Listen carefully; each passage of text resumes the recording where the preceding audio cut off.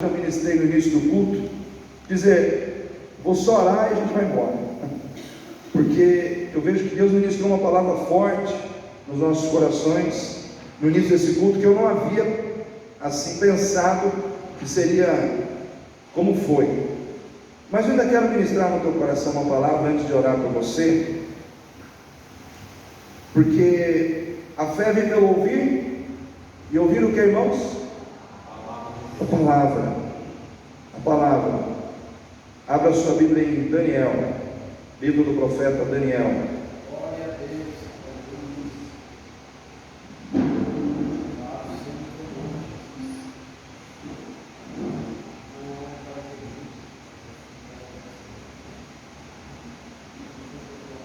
Já preguei sobre esse versículo aqui já em momentos anteriores, Daniel 6, 10 e 11. Fala do momento quando Daniel está orando, e aquele que orasse ao seu Deus seria lançado na cova dos leões, por causa de um edito que os líderes daquela época fizeram o rei assinar, com o propósito de atingir diretamente a vida de Daniel. Aquele edito, ele foi, irmãos, vamos dizer assim, promovido, ele foi editado, ele foi construído com um objetivo só, irmãos: atingir a vida do servo de Deus.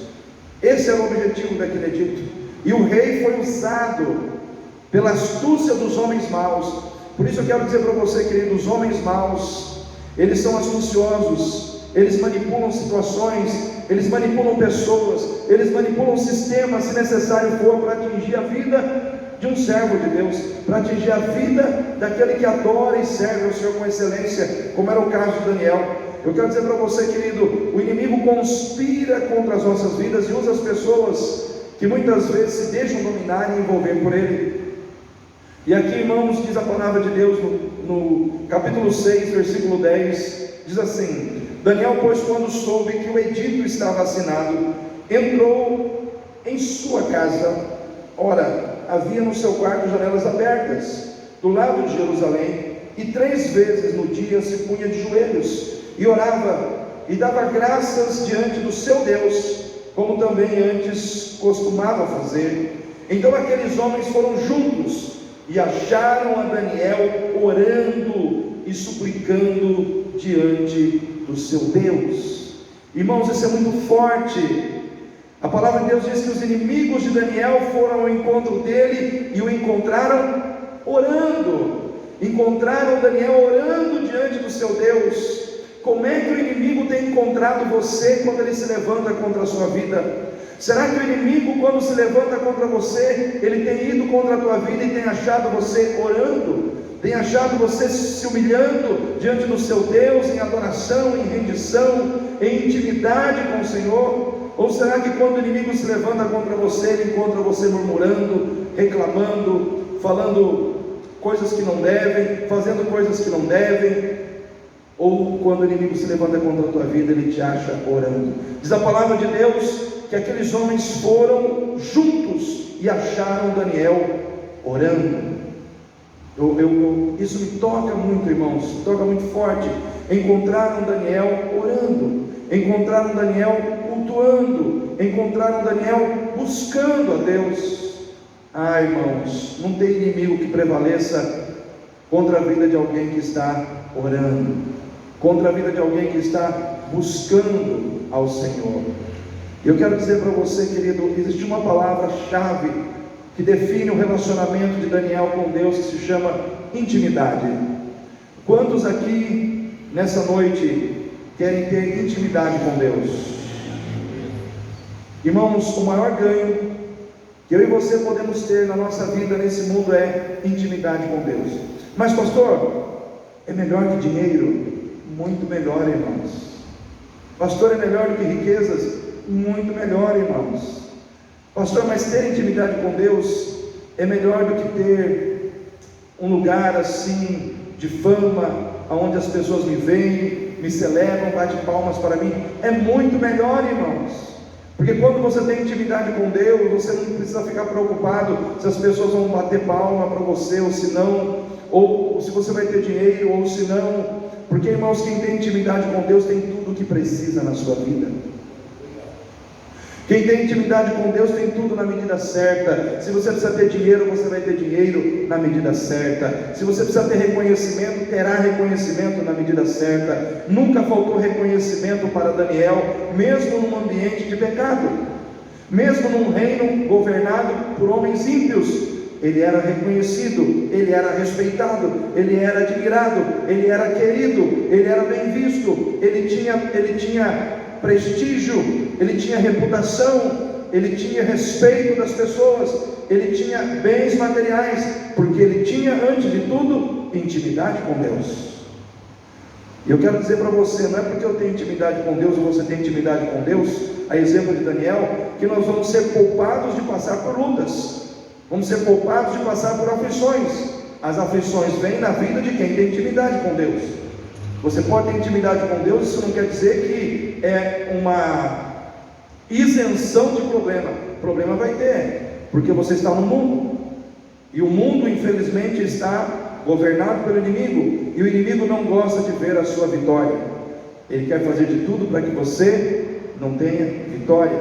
Mas eu quero dizer para você, em nome de Jesus, você já é vitorioso, você já é vencedor.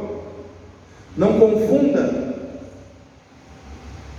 ser vencedor com a questão de ter vitórias somente. Não é isso que necessariamente faz de você um vencedor, porque o perdedor também tem vitória e também tem derrota. Assim como o vencedor tem vitórias, em alguns momentos ele também tem derrotas. O que faz a diferença entre o perdedor e o vencedor é que muitas vezes o vencedor, ele cresce e ele aprende com as suas derrotas, mas o perdedor se acomoda nas suas vitórias. Muitas vezes nós precisamos entender que não é o fato de ter ou não ter vitória ou ter derrota, mas o maior sinal ou o fator determinante da nossa vitória é o fato de que Deus está conosco e nós estamos com Ele. Nós temos intimidade com o Deus de toda a vitória. Então, Deus que não conhece derrotas é aquele que te defende. Amém? Fala para o seu irmão aí, o Deus que não conhece derrota é quem te defende. Irmãos, quando eu tenho intimidade com Deus, o que acontece? Primeiro, eu descanso na certeza de que não existe problema, aflição, sofrimento que vai impedir que os planos de Deus se cumpram na minha vida. Amém? Vou repetir para você, eu quero que essa palavra entre no teu coração. Quando eu tenho intimidade com Deus, eu descanso na certeza de que não tem problema, não tem sofrimento, não tem aflição, não tem inimigo que se levante contra mim, que possa impedir Deus de cumprir os seus planos na minha vida e na sua vida. Deus tinha planos com Daniel, num ambiente pecaminoso, num ambiente, irmãos, dominado pelo pecado, num ambiente onde os homens ímpios governavam. Deus tinha um plano de fazer de Daniel uma voz profética, e muitos tentaram calar a boca de Daniel naquele lugar, porque eles sabiam que Deus estava na vida de Daniel, e isso incomodava aqueles homens que não queriam ver Deus exaltado na vida de Daniel, e tentaram de todas as maneiras fechar a boca de Daniel, calar Daniel, calar a voz profética que estava na boca de Daniel. E eu quero dizer para você, querido, tem muita gente querendo calar você, impedir você de ser voz profética de Deus nesse tempo, mas eu quero dizer para você, se você tiver intimidade com Deus, ninguém vai conseguir fazer isso na sua vida. Ninguém vai conseguir impedir você de ser a voz profética de Deus na sua casa, a voz profética de Deus na vida dos seus filhos, a voz profética de Deus na vida do seu marido, a voz profética de Deus na vida da sua esposa, a voz profética de Deus na vida dos seus vizinhos, a voz profética de Deus na vida dos seus companheiros de trabalho. Deus vai falar através de você, Deus vai te usar. Amém, queridos? Os planos de Deus não podem ser impedidos por causa de problemas, não podem ser impedidos por causa de situações de sofrimento. E isso é muito claro para mim, irmãos. Tentaram colocar uma situação de sofrimento, tentaram criar uma situação problemática sobre a vida de Daniel, pensando assim: essa situação vai acabar com Daniel, que era a questão da cova dos leões. Ele vai orar. A hora que ele orar, a gente pega ele em flagrante delito, a gente leva ele para o rei, ele será julgado e será colocado na cova dos leões, e acabou Daniel. Acabamos com Daniel. Já era o Daniel, porque ele virará comida de leão. Era isso que estava na cabeça daqueles homens. E a palavra de Deus nos ensina, irmãos, e nos revela que até certo ponto o plano deles aparentemente estava dando certo.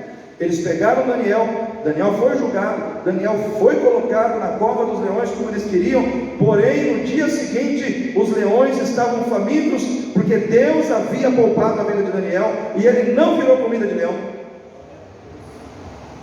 Ou seja, o que prevaleceu na vida de Daniel não foram os planos dos homens, mas foi o plano de Deus.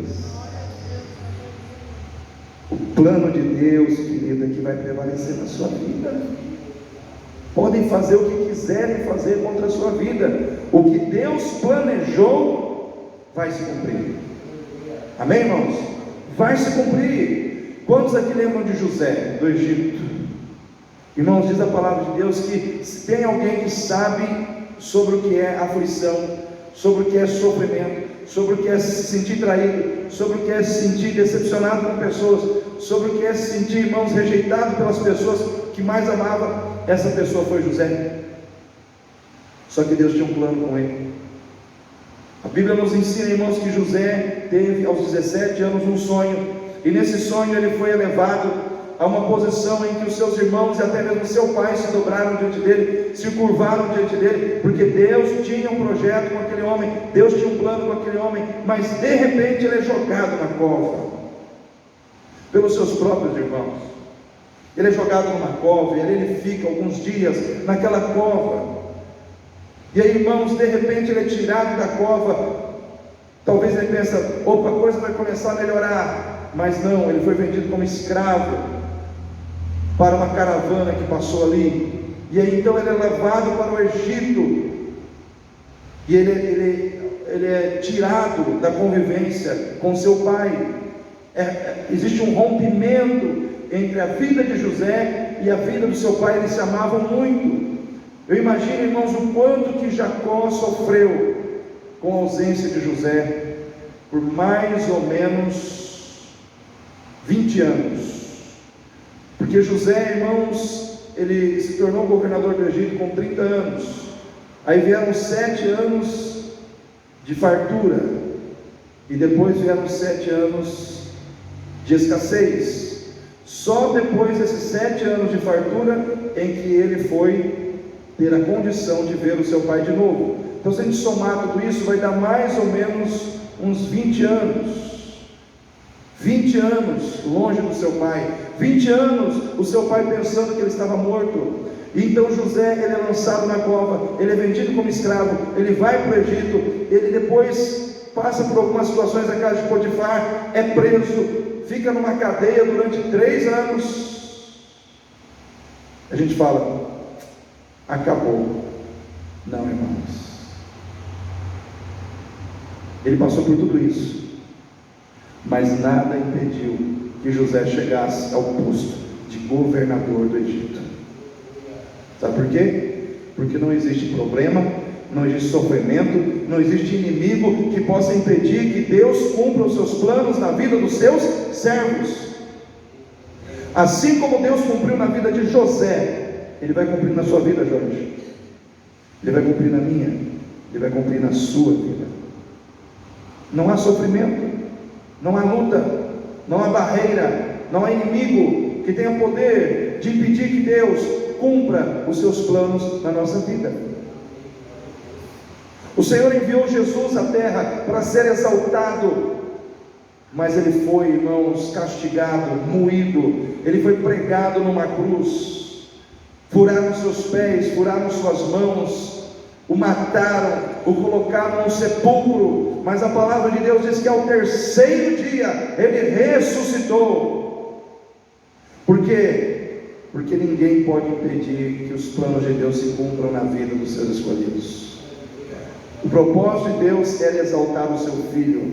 acima de tudo e acima de todos, mas teve que passar pelo sofrimento, teve que passar pelas situações de problema, teve que passar pelas aflições, teve que passar pelos sofrimentos da vida. Porém, nenhuma dessas situações teve o poder de impedir que o plano de Deus prevalecesse.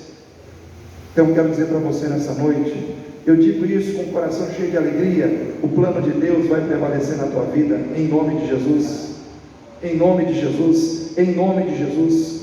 Se é plano de Deus que a sua família toda se converta, vai ter conversão na tua casa, vai ter celebração, vai ter vitória lá, vai ter alegria na sua casa, porque não há nada que impeça Deus de cumprir os seus planos. Quando temos intimidade com Deus, irmãos, segunda coisa que eu entendo é que a vida consagrada fora do templo é a base da adoração verdadeira na vida daqueles que servem ao Senhor. Vou perguntar para os irmãos: Deus, Ele quer sacrifícios ou Ele quer obediência? Hein, irmãos? Obediência. Os irmãos sabem, os irmãos conhecem esse texto que fala de que Deus quer obediência e não sacrifícios. Está lá, irmãos, em 1 Samuel, quando Samuel está tratando com Saul, e Saul desobedece a Deus em relação ao comando que Deus deu para ele de exterminar os amalequitas, e ele poupa o rei Agag, poupa os animais, e aí ele dá a desculpa que ele poupou porque ele queria sacrificar para Deus. E Samuel chega ali e diz: Saul, está tudo errado. Deus, Ele não se agrada de sacrifícios de animais, mas de obediência.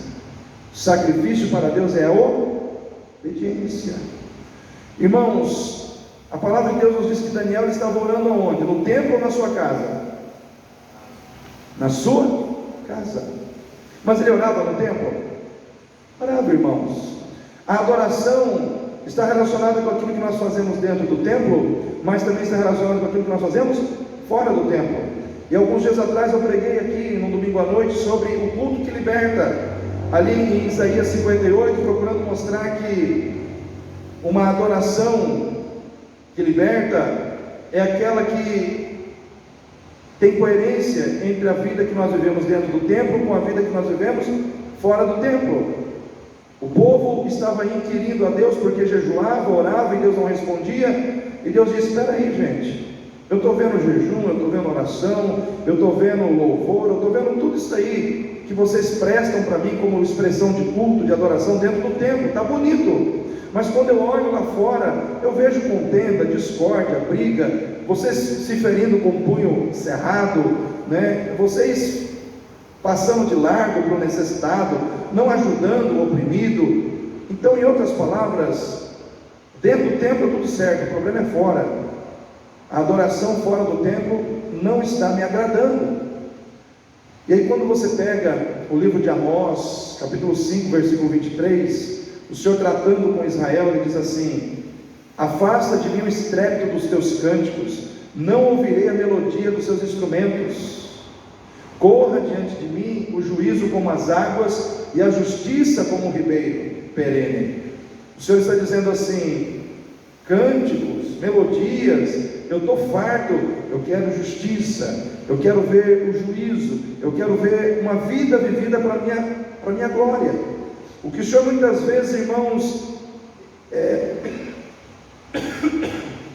o que muitas vezes entristece o coração de Deus é Ele olhar para o seu povo dentro do templo, Ele vê uma pessoa, Ele olhar para fora do templo e vê outra pessoa. Daniel orava no templo, mas ele orava na sua casa. Ele era a mesma pessoa que ele estava dentro da igreja, era a mesma pessoa que estava dentro da sua casa. O que ele fazia dentro do templo, ele fazia dentro de casa. Se você é uma pessoa obediente à palavra dentro do templo, seja obediente dentro de casa. Se você é uma pessoa que trata bem a sua família dentro da igreja, trate bem sua família dentro da sua casa. Se você é uma pessoa que ora, se humilha diante de Deus dentro da igreja, se humilha também dentro da sua casa. Porque, irmãos, Daniel nos mostra que é dentro de casa que nós fazemos a diferença, na nossa adoração. O inimigo perseguiu ele quando ele estava na sua casa. orando, buscando a Deus, mas dentro da sua casa eles estavam fazendo o que era correto. Dentro da nossa casa nós estamos fazendo o que é certo aos olhos de Deus. Na nossa adoração ao Senhor, temos que pensar nisso. Temos que pensar nisso. Quando eu tenho intimidade com Deus, eu não uso os meus problemas como desculpa para não buscar a Deus. Daniel poderia ter dito assim: bom, fizeram um edito aí, quem orar vai ser morto, então eu não vou orar. E se ele não orasse, vamos dizer assim, pensando na situação de obedecer às leis, aparentemente pareceria que não estaria tão errado, mas ele não poderia deixar que a vontade dos homens prevalecesse na sua vida em relação à vontade de Deus. Era um problema orar naquele tempo? Era. Por quê? Porque quem fosse pego orando, iria para a cova dos leões. Irmãos, tem algum perigo da gente vir na igreja hoje, por exemplo?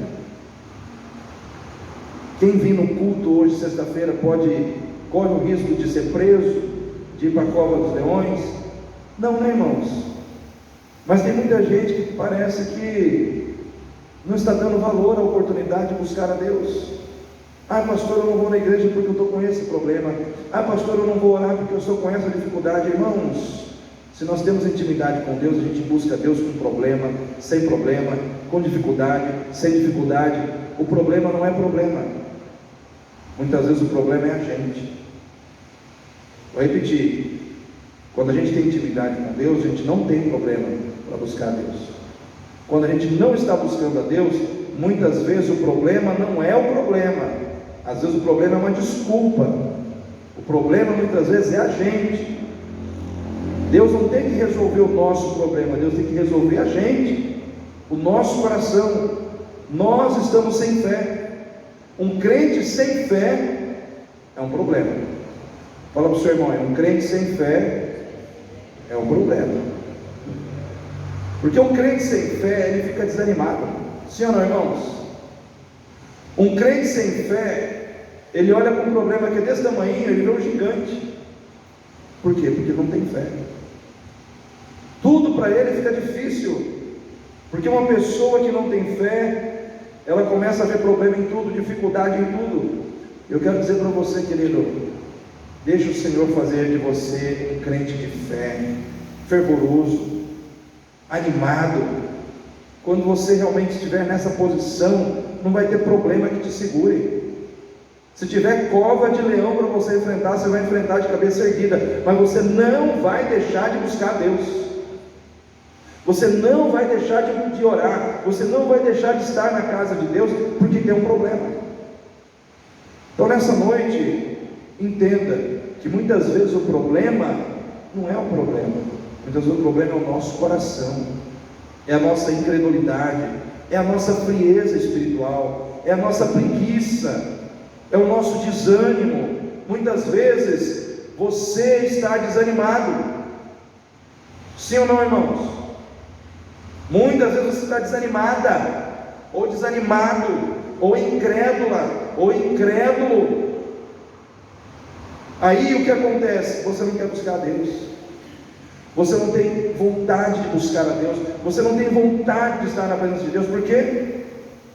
Porque o relacionamento com Deus é baseado na fé. Quanto mais fé eu tenho, mais eu quero estar com Deus. Quanto menos fé eu tenho, mais distante eu estou de Deus, mais distante eu me afasto, eu fico da presença do Senhor. Queridos, quando eu tenho intimidade com Deus, eu aprendo a guardar o meu coração. Fala para o seu irmão aí, aprenda a guardar o seu coração. Aprenda a guardar o seu coração da influência do mundo, do mundanismo. Irmãos, tem muito crente mundano nesses tempos de hoje. Tem muito crente hoje que gosta de uma birita, irmãos. Pior que tem, né? Tem muito crente hoje que gosta de uma mentira. Mentirinha, pastor, mas é uma mentirinha, né? Irmão, não tem mentirinha, nem mentirona. Mentira é mentira, né? Tem muito crente que gosta do mundo, das coisas do mundo. Irmãos, a gente está aqui hoje, ó, tem um grupo pequeno de pessoas aqui, mas você vai na Bom Pastor ali, passa na Bom Pastor ali, e começa a olhar as lanchonetes, da praça até a Zarana. Irmão, é bailão, é rodeio, é festa de peão, mas eu não estou no meio.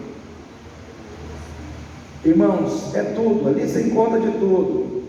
É perigoso você falar assim, paz do Senhor, 20 mãos levantadas, né? Você achar um monte de crente lá, que devia estar aqui, devia estar orando, devia estar se arrependendo dos seus pecados, devia estar buscando a Deus, mas não. Daniel guardou seu coração do mundo. O mundo queria entrar no coração dele, mas ele não deixou. Eu quero dizer para você, querido, o mundo ele quer entrar na tua vida todos os dias. Ele quer arrebentar com a sua vida, ele quer arrebentar com o seu casamento, quer arrebentar com a sua família, mas cabe a você guardar o seu coração. O que a palavra de Deus diz? De tudo que você tiver que guardar, guarda o teu coração, porque dele procede as fontes da vida. Então tudo começa aqui dentro. Você sabia que o adultério começa aqui dentro, o homicídio começa aqui dentro, tudo começa internamente.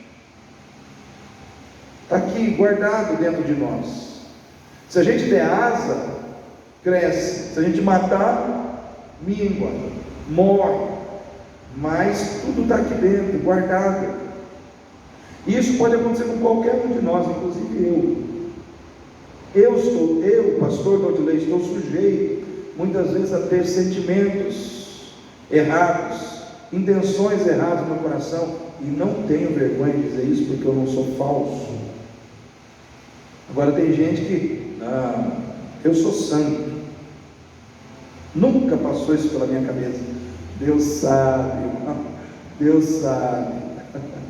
Irmãos, nós temos que guardar o nosso coração. Guarda o teu coração. Daniel guardou o seu coração do mundo. Daniel guardou o seu coração de se decepcionar com a fé, quando começou a sofrer situações de sofrimento que não merecia passar. Quem aqui já passou por situação de sofrimento em que você olhou para a sua vida e disse, mas eu não mereço passar isso, eu não merecia passar por isso? Quem já sentiu isso? Várias pessoas. Daniel merecia ir para a cova dos leões, irmãos? Jesus merecia ir para a cruz, irmãos? Jesus fez alguma coisa de errada para ir para a cruz, irmãos? Ele não merecia, mas ele foi. Daniel não merecia ir para a cova, mas ele foi. Você também não merece muitas coisas que você está passando, mas o que você tem que passar, você vai passar. Você vai passar. Você tem que guardar o seu coração, se decepcionar com Deus.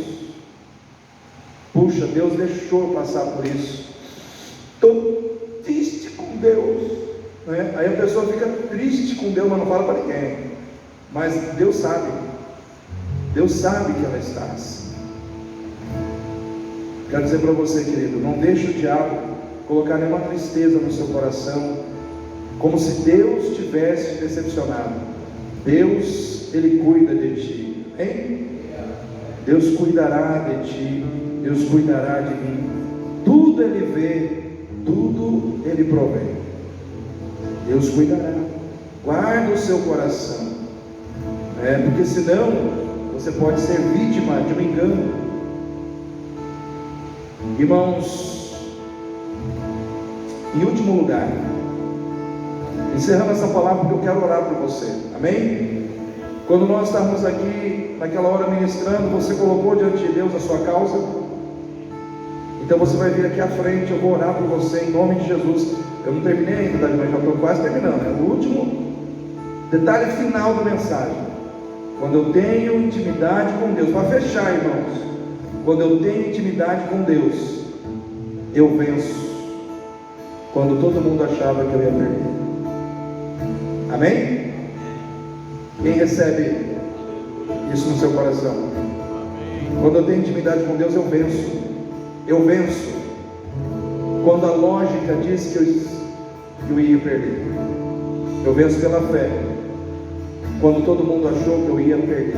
Porque quando Daniel foi jogado na cova dos leões, todo mundo achou, irmãos, que no dia seguinte só ia encontrar os ossinhos de Daniel. Todo mundo já tinha decretado a sua morte, o seu falecimento. Eu imagino que o sátrapas, que foi quem colocou ele lá, já tinha feito até uma lápide para ele. Irmãos, todos eles se frustraram. Por quê?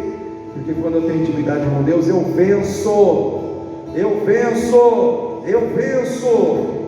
Quando todo mundo achou que eu ia perder, eu venço. O Senhor me dá a vitória. O que prevalece na minha vida não é o que os homens querem, é o que Deus quer. Não é o que o homem decretou, nem que o diabo decretou, mas aquilo que Deus determinou. Eu venço. E você nesta noite vai vencer em nome de Jesus. Vai vencer em nome de Jesus. Então nesse momento, quem recebeu essa palavra com fé, fique em pé nesse momento e vem para cá que nós vamos orar. Nós vamos colocar